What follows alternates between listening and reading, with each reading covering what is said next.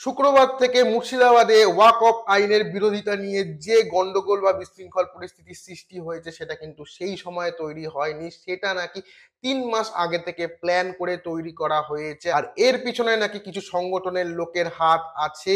তাদের একটা ইস্যুর দরকার ছিল, তারা কিন্তু এই ওয়াকফ বিল ইস্যুটাকেই কাজে লাগিয়ে এই একটা বিশৃঙ্খল পরিস্থিতি তৈরি করেছে। তো এই যে মুর্শিদাবাদের গন্ডগোল, তার পিছনে কি এক্স্যাক্টলি কারণ ছিল এবং কালকে মুখ্যমন্ত্রী মমতা ব্যানার্জি কালীঘাটে স্কাই ওয়াক উদ্বোধন করতে গিয়ে এই ব্যাপারে কি মন্তব্য করেছেন সেটা নিয়ে আজকের এই ভিডিওটা। নমস্কার, আমি দীপ্তকর, তোমরা দেখছো আমার ইউটিউব চ্যানেল, যেখানে আমি খবরের কাগজ বা ইন্টারনেট থেকে কিছু খবর নিয়ে একটু বকবক টকবক করে থাকি এবং চেষ্টা করি এই ভিডিওটার মাধ্যমে সামান্য কিছু ইনফরমেশন যদি তোমাদের দিতে পারি। তেমনি আজকের যে বিষয়টা, সেই বিষয়টা হচ্ছে গিয়ে 3 মাস ধরে অশান্তির ছক মুর্শিদাবাদে। তুরস্ক থেকে টাকা, বাংলাদেশ থেকে ফোন হামলা, ট্রেনিং, পাথর ছুড়লেই 500 টাকা। তো নয়া যে ওয়াকফ বিলটা ছিল তার বিরোধিতা করে হিংসা, রক্তপাত, অগ্নিসংযোগ এবং পাথর বৃষ্টি কোনোটাই কিন্তু এই স্বতঃস্ফূর্ত যে জনরোষ তার কারণ না, বরং মুর্শিদাবাদের সুতি, ধুলিয়ার এবং শামশেরগঞ্জে যে এরকম একটা বিশৃঙ্খল পরিস্থিতি তৈরি করা হয়েছিল তার ব্লুপ্রিন্ট কিন্তু বলা হচ্ছে যে 3 মাস আগে থেকে তৈরি করা হয়েছিল।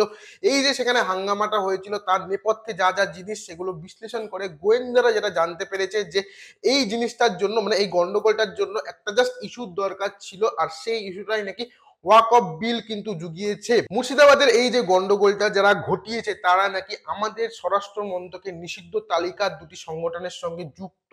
এপারের এই সুযোগ সন্ধানীদের সঙ্গে কিন্তু উস্কানি, ইন্ধন, সাহায্য, এমনকি গেরিলা কায়দায় হামলা চালানোর জন্য বেশ কিছু লোকজন নাকি চোরা পথে এসেছে বাংলাদেশ থেকে। মুর্শিদাবাদের এই 3 অংশে অনুমোদনহীন ভুইফোর কয়েকটি খারিজি মাদ্রাসায় প্রায় 1 মাসের বেশি সময় ধরে এরা আশ্রয় নিয়েছিল, মানে এই সমস্ত বাংলাদেশিরা কিন্তু এখানে আশ্রয় নিয়েছিল বলা হচ্ছে। আর যে কায়দায় এই হিংসাত্মক ঘটনাগুলি ঘটানো হয়েছে সেটা কিন্তু বলা হচ্ছে বাংলাদেশে যে পরিস্থিতি তৈরি হয়েছিল কয়েকদিন আগে, সেই পরিস্থিতি, মানে যেভাবে ঝামেলা তৈরি করা হয়েছিল সেই ঝামেলার ছাপ কিন্তু এই শুক্রবার থেকে মুর্শিদাবাদে যে ঘটনাগুলো ঘটেছিল তার মধ্যে পাওয়া গিয়েছে। আর গত শুক্রবার যে ঝামেলাটা হয়েছিল সেই ঝামেলাটার দিক নির্দেশ করতে কিন্তু সীমানার ওই পার থেকে বলা হচ্ছে 30টির বেশি কল কিন্তু এসেছিল জঙ্গিপুর মহকুমায়। ওয়াকফ বিল বিরোধিতাকে ঢাল করে কিন্তু আরো কিভাবে হিংস্রই হয়ে উঠতে হবে সেই নির্দেশিকা থেকে শুরু করে আরো 70টি ঘরোয়া মোবাইল কলকে কিন্তু ইতিমধ্যেই চিহ্নিত করা হয়েছে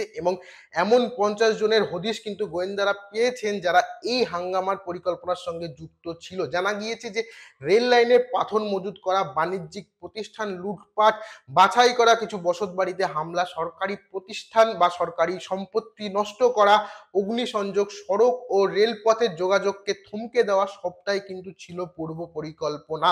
গোয়েন্দারা জেনেছেন যে ফেব্রুয়ারি মাসে কিন্তু লালগোলা সীমান্তে এক প্রত্যন্ত গ্রামে বিশেষ সভায় এসেছিল 2 বাংলাদেশি, যারা কিনা জঙ্গি সংগঠন এবিটির লোক বলে অনুমান। এই সভায় তারা জানিয়ে গিয়েছিল যে এই রাজ্যে নাকি বড় সড়ো দাওয়াত হবে, আর সেই দাওয়াতে কি এই যে শুক্রবার থেকে মুর্শিদাবাদে যে জিনিসটা ঘটলো সেই জিনিসটা, সেটা কিন্তু এখন খতিয়ে দেখছে গোয়েন্দারা। তদন্ত পর্বে কিন্তু আরেকটা জিনিস সামনে এসেছে, সেটা হচ্ছে গিয়ে কাশ্মীরে এক সময় আমাদের সেনাবাহিনীকে লক্ষ্য করে যেভাবে পাথর বৃষ্টি করা হতো সেই রকমই কিন্তু গত বৃহস্পতিবার থেকে শুক্রবার হওয়া মুর্শিদাবাদের এই 3 অংশের হাঙ্গামায় একই কায়দা প্রয়োগ করা হয়েছে। প্রশিক্ষণের পাশাপাশি হামলার সময় পাথর চোরার জন্য নাকি 500 থেকে 1000 টাকাও মিলেছে বলে এখানে জানা গিয়েছে। গোয়েন্দারা বলেছেন যে জঙ্গিপুর মহকুমার যে অংশে রেলপথ রয়েছে সেখান থেকে পাথর জোগাড় করার কাজটা গত 2 মাস ধরে চালানো হয়েছে। ওই পাথর ছুড়লে ক্ষয়ক্ষতি বেশি হবে এমনটা ভেবেই খারিজি মাদ্রাসা তো বটে, বিভিন্ন বসত বাড়ির ছাদেও তা আগাম মজবুত করে রাখা হয়েছিল। হাঙ্গামার পর রাজ্য পুলিশ এবং কেন্দ্রীয় বাহিনী এমন অনেক জায়গা থেকে ওই পাথর উদ্ধার করেছে যেগুলি কিনা ওই সমস্ত জায়গায়, মানে রেল লাইন ছাড়া এই বসত বাড়ির যে জায়গাগুলো ছিল সেখানে কিন্তু পাওয়ার কোনো সম্ভাবনা নেই। তো এই যে ব্যাপারটা, সেই ব্যাপারটা বোঝা যাচ্ছে যে এটা পুরো পূর্ব পরিকল্পনা মাফিক, মানে এই খবরে যেটা বলেছে সেখান থেকে সেটা বোঝা যাচ্ছে। আর এই নিয়ে, মানে এই যে গন্ডগোল, যে গন্ডগোলটা হয়েছে কয়েকদিন ধরে মুর্শিদাবাদে, সেই নিয়ে কালকে কালীঘাটে স্কাই ওয়াক উদ্বোধন করতে গিয়ে আমাদের রাজ্যের মুখ্যমন্ত্রী মমতা ব্যানার্জি কি বলেছেন সেটা তোমরা একবার দেখে নাও। ধর্ম যার যার আপনার, উৎসব কিন্তু সবার। আমরা সব জায়গাতেই যাই। আমি অন্য কোনো একটা প্রোগ্রামে গেলেই আমার বিরুদ্ধে লেখা হয়, আমার টাইটেলও বদলে দেওয়া হয়। কারা এটা করে? ধর্ম নিয়ে অধার্মিক খেলা খেলতে নেই। ধর্ম মানে শ্রদ্ধা, ধর্ম মানে ভালোবাসা, ধর্ম মানে মানবিকতা, ধর্ম মানে শান্তি, ধর্ম মানে স্বস্তি, ধর্ম মানে সংস্কৃতি, ধর্ম মানে সম্প্রীতি, ধর্ম মানে একতা। মানুষকে ভালোবাসার থেকে বড় ধর্ম আর কিছুই হতে পারে না। আমরা যখন জন্মাই একা জন্মাই, আবার যখন চলে যাই একা চলে যাই। তাই কিসের লড়াই, কিসের কিসের যুদ্ধ, কিসের অশান্তি? মনে রাখবেন, মানুষকে ভালোবাসলে সব কিছু জয় করা যায়, কিন্তু নিজেকে আলাদা করে রাখলে, আইসোলেট করে রাখলে কাউকে জয় করা যায় না। একটা জিনিস মাথায় রাখুন, যদি কারোর ওপরে কোনো আঘাত আসে, সে অবহেলিতই হোক, সে শোষিতই হোক, সে বঞ্চিতই হোক, সে নির্যাতিতই হোক, সে কোনো ধর্মের লোকই হোক, আমরা কিন্তু তাদের সকলের পাশে দাঁড়াই। সবাইকে বলবো, শান্তিপূর্ণভাবে গণতান্ত্রিক আন্দোলন করার অধিকার সকলের আছে, উইথ পারমিশন। বাট প্লিজ দয়া করে, সে যেই হোক, ABCDEFGA যেই বা হোক, আইন কখনো হাতে তুলে নেবেন না।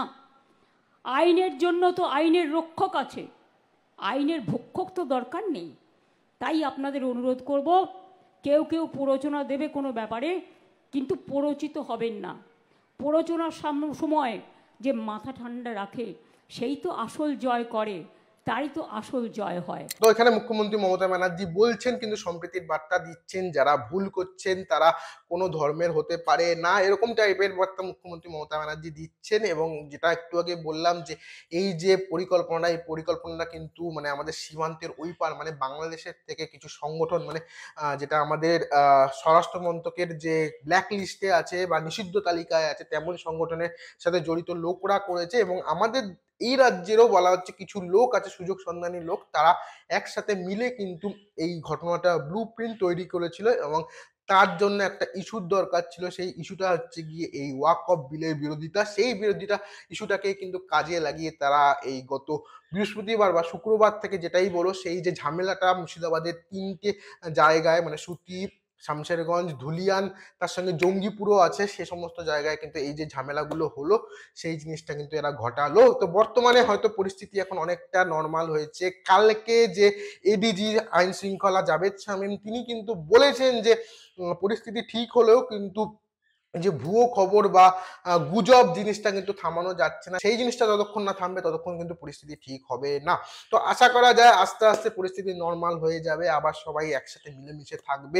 যারা ভুল কাজ, যারা এই রকমের ঘৃণ্য কাজ বা এরকম বিশৃঙ্খল পরিস্থিতি তৈরি করছে, তাদের তাড়াতাড়ি ধরা হবে এবং তাদের ধরে প্রপার শাস্তি দেওয়া হবে। তো আজকের এই ভিডিওটা আমি এখানে শেষ করছি। ভিডিওটা তোমাদের কেমন লাগলো সেটা তোমরা জানাতে পারো। ভিডিওটা ভালো লাগলে ভিডিওকে লাইক করতে পারো, শেয়ার করতে পারো। আমার চ্যানেল নতুন হয়ে থাকলে প্লিজ আমার চ্যানেলটাকে সাবস্ক্রাইব করে দিও। দেখা হচ্ছে আবার পরের অন্য কোনো একটা ভিডিওতে। ততক্ষণ সবাই ভালো থাকো, সুস্থ থাকো, আর সত্যমেব জয়তে।